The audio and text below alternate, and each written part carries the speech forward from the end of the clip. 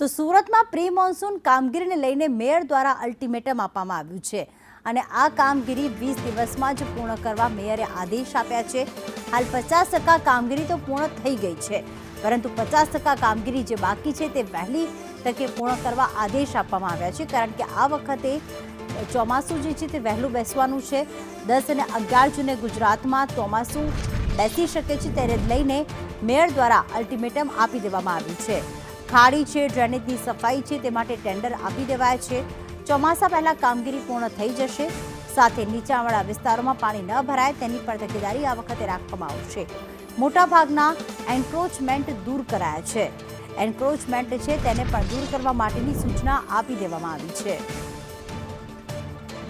સુરતના સ્ક્રેચમેન્ટની બહારના એરિયા એટલે પલસાણા બારડોલીનો સ્ક્રેચમેન્ટ પાણી ભરાય એ ખાડી માર્ગે સુરત આવતું હોય છે, એટલે ખાડીપુર દર વર્ષે આવશે। જો સુરતનો જે વરસાદ 1-2 ઇંચ પડતો હોય તો સ્ટ્રોમ ડ્રેનેજ સુરતમાં બધે બિછાવેલ છે, એના હિસાબે સુરતમાં પાણી ભરાવાની સમસ્યા નથી। પણ ખાડીપીરના હિસાબ જે ખાડીના વિસ્તારની બાજુમાં જે રહેતા હોય વિસ્તારમાં પાણી ભરાય છે, આ વિસ્તારે પૂરેપૂરું મોનિટરિંગ ચાલુ છે। 50% જેટલી કામગીરી થઈ ગઈ છે। તમામ જગ્યાએ અત્યારે યુનિટ રેટના કામ પણ મંજૂર કરી